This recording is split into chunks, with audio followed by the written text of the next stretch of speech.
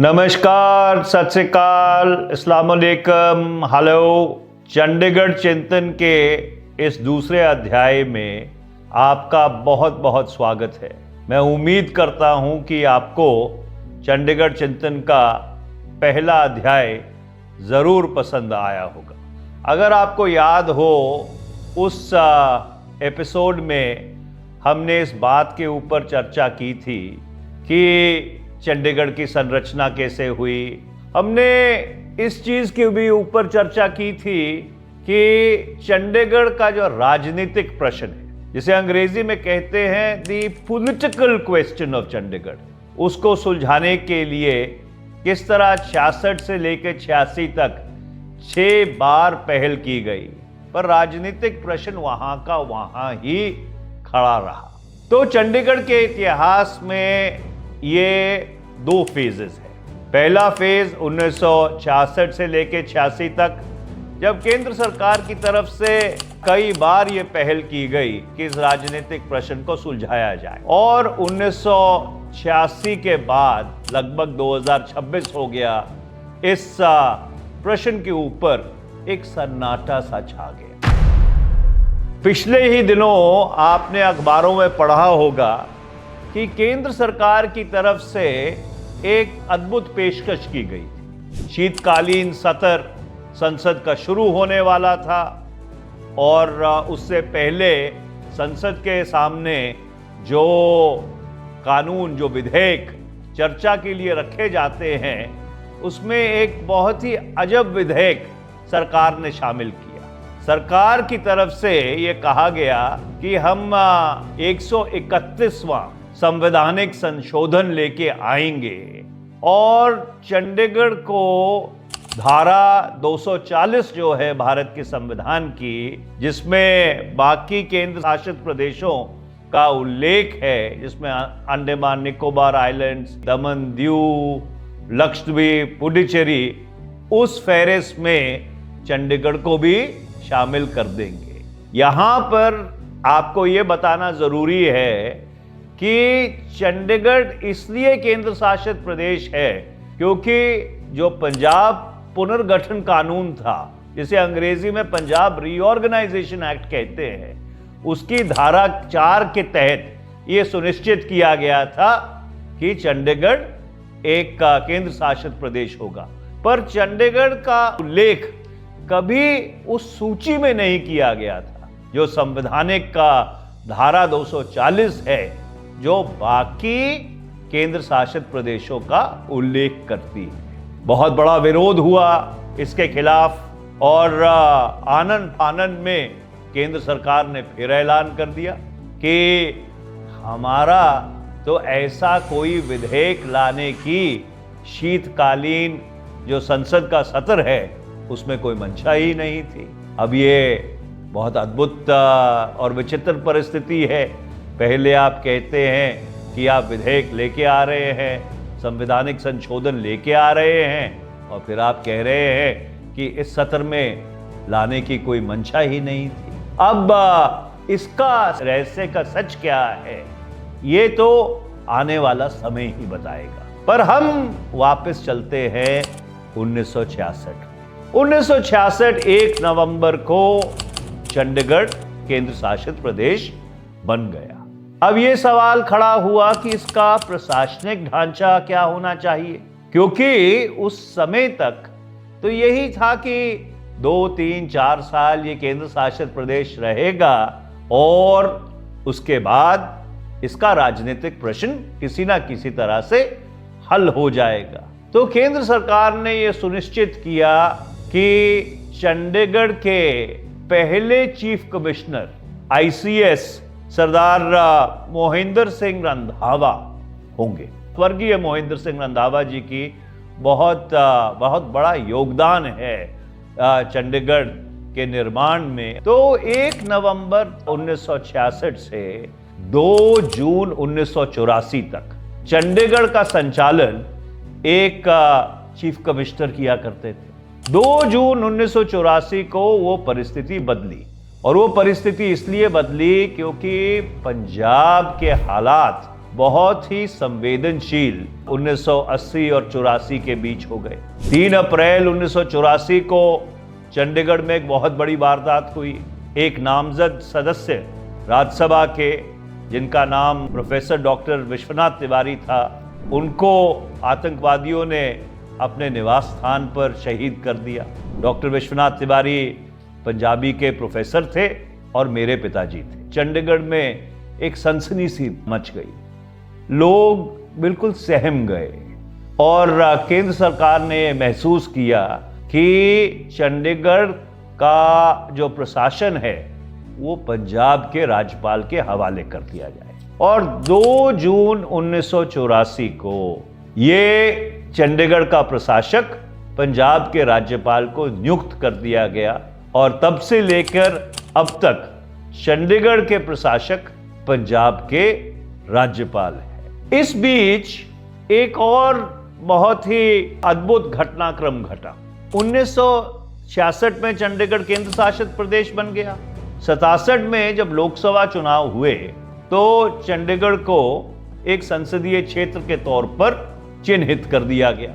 तो 67 से लेकर 1994 तक चंडीगढ़ का जो राजनीतिक प्रतिनिधित्व था, वो राजनीतिक प्रतिनिधित्व सिर्फ एक सांसद, एक मेंबर ऑफ पार्लियामेंट करते थे। 1993-94 में जो केंद्र सरकार थी, कांग्रेस की सरकार थी, वो 73वां और 74वां संवैधानिक संशोधन लेके आई। और वो 73वां और 74वां जो संवैधानिक संशोधन था, उसका मकसद ये था कि जो पंचायत है, शहरों में जो म्यूनिसिपल कॉरपोरेशंस हैं या म्यूनिसिपल काउंसिल्स हैं, उनको संवैधानिक दर्जा दिया जाए। और इसी तहत 24 मई 1994 को चंडीगढ़ की म्यूनिसिपल कॉरपोरेशन का गठन किया गया। और यहां पर जो मामला है वो कुछ उलझ जाता है, वो कुछ विवादित हो जाता है, क्योंकि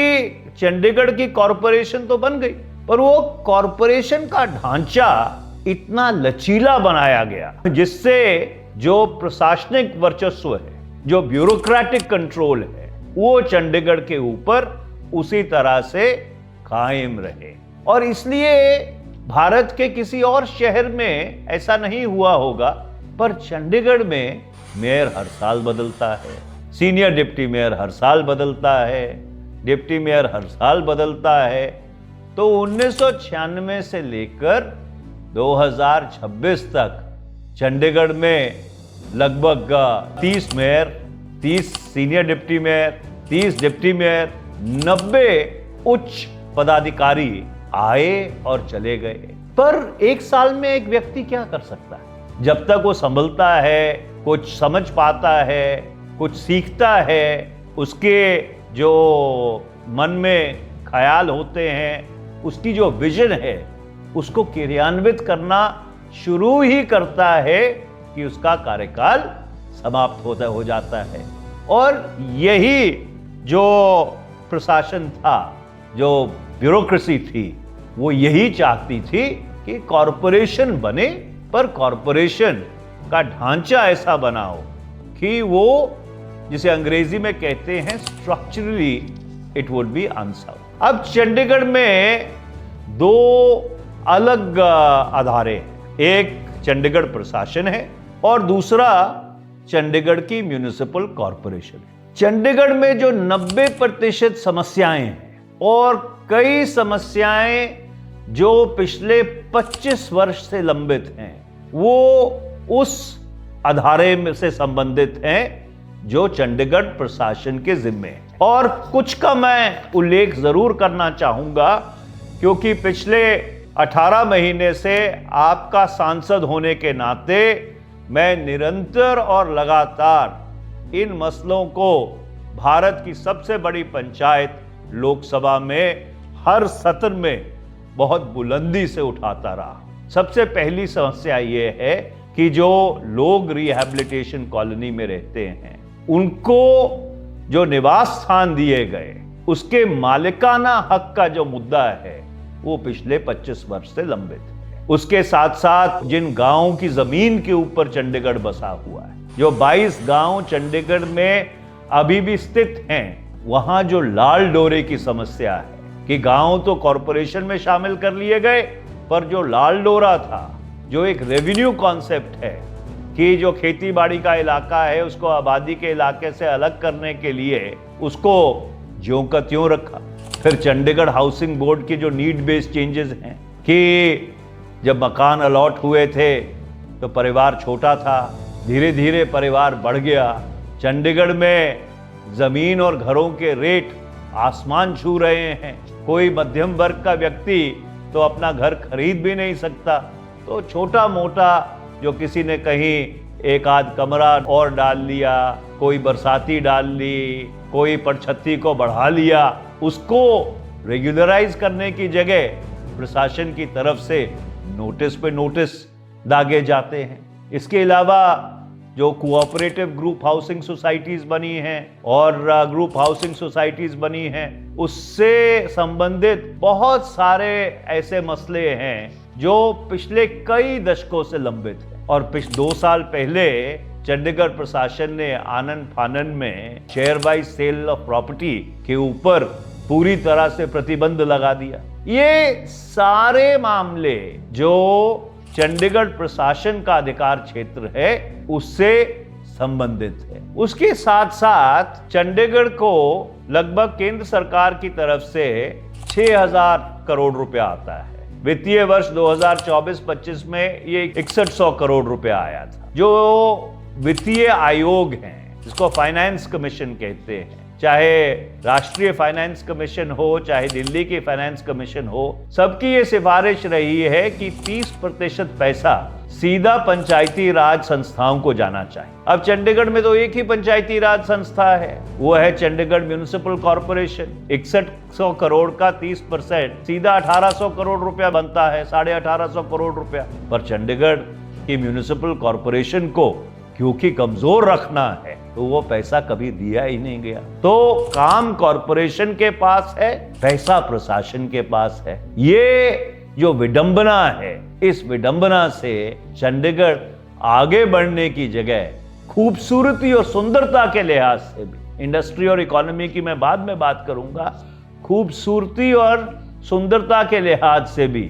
क्योंकि चंडीगढ़ पूरे विश्व में सिटी ब्यूटीफुल के नाम से प्रसिद्ध है, वो भी पीछे जाना शुरू हो गया। ऐसे में ये बड़ी अजीब परिस्थिति है कि चंडीगढ़ का राजनीतिक प्रश्न तो हल होता दिखता नहीं है। तो चंडीगढ़ के भविष्य के लिए, चंडीगढ़ के विकास के लिए, चंडीगढ़ सबसे अव्वल दर्जे का उत्तम शहर सिर्फ भारत में ही नहीं पर पूरी दुनिया में रहे, इसके लिए क्या करने की जरूरत है? मूलभूत जो प्रशासनिक ढांचा है उसको मजबूत बनाने के लिए और लोगों के प्रति संवेदनशील बनाने के लिए। और इसमें मैंने पहल की। और पहल क्या की कि जब मैं चंडीगढ़ से सांसद नहीं भी था, श्री आनंदपुर साहिब से सांसद था, क्योंकि मेरी परवरिश चंडीगढ़ में हुई, मेरा जन्म चंडीगढ़ में हुआ, मैं स्कूल, कॉलेज, विश्वविद्यालय चंडीगढ़ में किया, तो मैंने एक विधेयक पेश किया संसद में। ये बात है दिसंबर 2022 की, जो शीतकालीन सत्र था संसद का, कि चंडीगढ़ में एक लोकसभा का सदस्य तो है, पर जो बाकी केंद्र शासित प्रदेश हैं उनमें कईयों में राज्यसभा के सदस्य भी हैं। तो चंडीगढ़ को भी एक राज्यसभा का सदस्य मिलना चाहिए और संविधान में इसका प्रावधान है। और मैंने वही विधेयक अगस्त 2024 में दोबारा से प्रस्तुत किया जब मैं चंडीगढ़ से सांसद बना। उसके साथ साथ मैंने 5 दिसंबर 2025 को एक और विधेयक पेश किया और उस विधेयक में मैंने ये कहा कि चंडीगढ़ का मेयर, सीनियर डिप्टी मेयर और डिप्टी मेयर चंडीगढ़ के सारे लोगों द्वारा 5 साल के लिए जैसे सांसद चुना जाता है उस तरह चुने जाने चाहिए। उसके पीछे मंशा ये थी कि जिसको चंडीगढ़ के लोग अपना मेयर चुने या सीनियर डिप्टी मेयर चुने, उसके पास इतना समय रहे कि जो भी वो लोगों से वायदे करे उन वायदों को पूरी तरह से पूरा कर सके, उनको क्रियान्वित कर सके। इसका मकसद ये है कि जब राजनीतिक प्रतिनिधित्व चंडीगढ़ में मजबूत होगा, सशक्त होगा, लोगों के प्रति जवाबदेही होगा,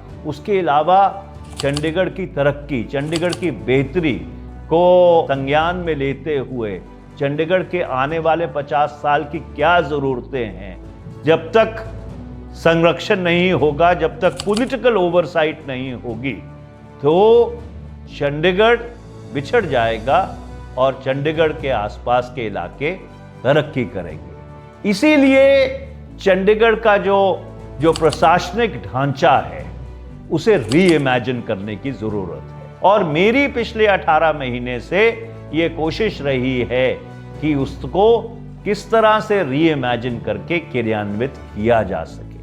पर मैं ये उम्मीद करता हूं और मैं इस बात को मानता हूं कि जब विकास की बात आए तो दलगत सियासत से ऊपर उठकर, दलगत राजनीति से ऊपर उठकर जो मुल्क का भविष्य है, जो किसी शहर का भविष्य है, किसी प्रदेश का भविष्य है, उसके ऊपर सियासत नहीं होनी चाहिए। तो मैं उम्मीद करता हूं कि ये जो मैंने रचनात्मक पहल की है, जो बाकी राजनीतिक दल हैं और चंडीगढ़ के लोग मेरी सहायता करेंगे, मेरे को योगदान देंगे, क्योंकि चंडीगढ़ के भविष्य में सिर्फ मेरा स्टेक नहीं है, उससे ज्यादा आपका स्टेक है। और तीसरे अध्याय में चंडीगढ़ के सामने जो चुनौतियां हैं, जो स्पेसिफिक इश्यूज हैं, उस हर समस्या के ऊपर बातचीत करेंगे और उसका क्या हल हो सकता है आपसे भी जानेंगे, और जो मेरे विचार हैं मैं भी आपके समक्ष रखूंगा। आपका बहुत बहुत धन्यवाद। नमस्कार, सत श्री अकाल।